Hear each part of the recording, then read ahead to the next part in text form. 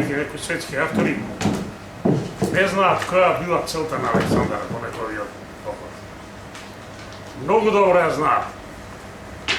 И тоа на војните профитери не им одговара.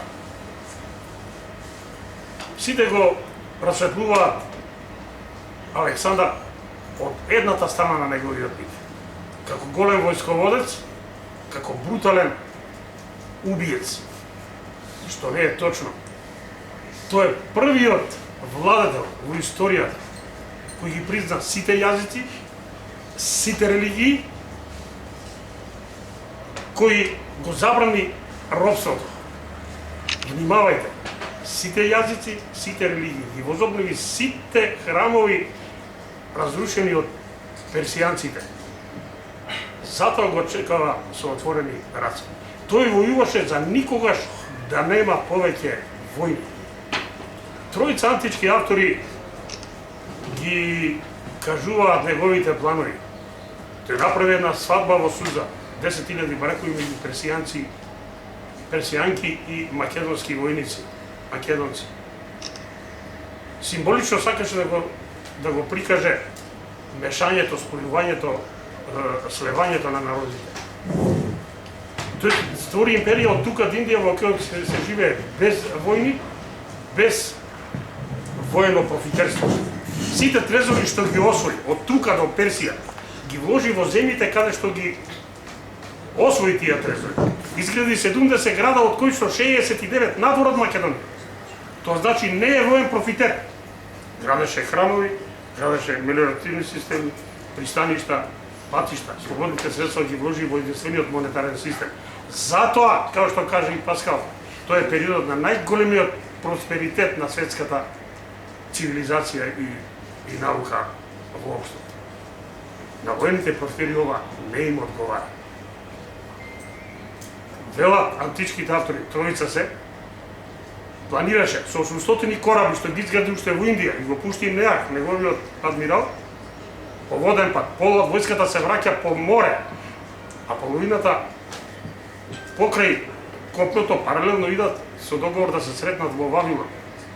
Тоа децидно го пишува Арија, античкиот автор.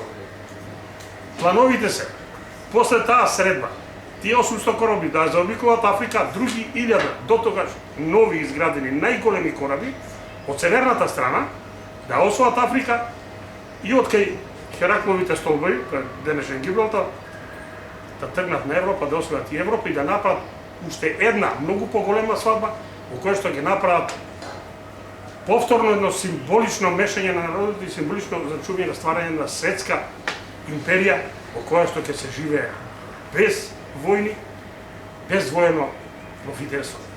Што мислите? Дали ова некој на Западот смее да го спомне?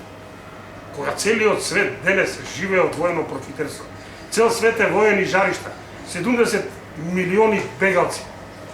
А што се случува после секоја војна? Погледнете бивша Југославија. После растојањето, каде завршија во сите републики? Телекомите, електростопанствата, поштите, банките, нафтениот бизнис, да не редам, електраните, све заврши во нивни раце.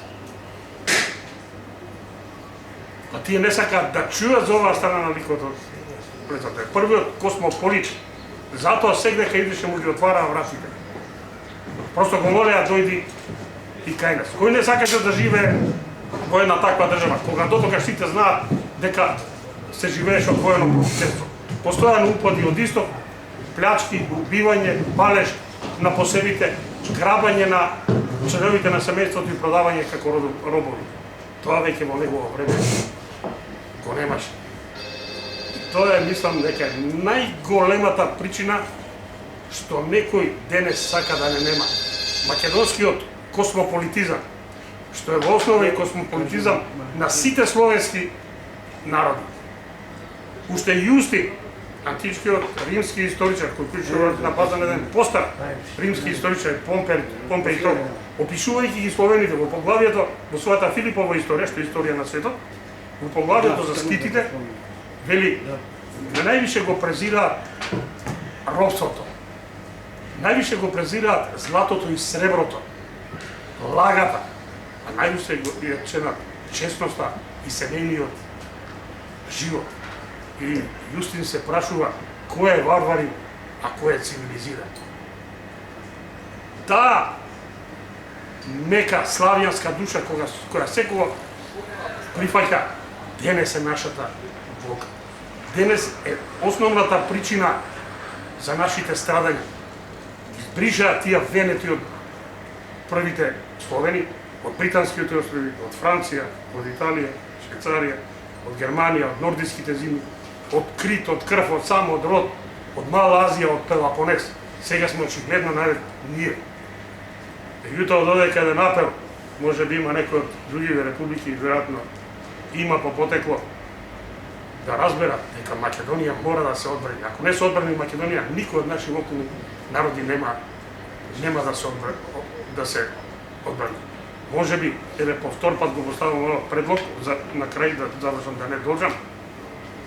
Светскиот македонски конгрес може би треба да дојде една академија на оваа тема, да се упати еден апел до Обединетите нации, да им се каже она што пропуштија неколку наши председатели, да го направат и со еден повик и апел за сеправославен сојуз.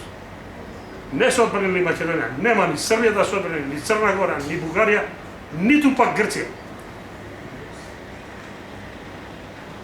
Тоа е мојот заклучок и да не должам.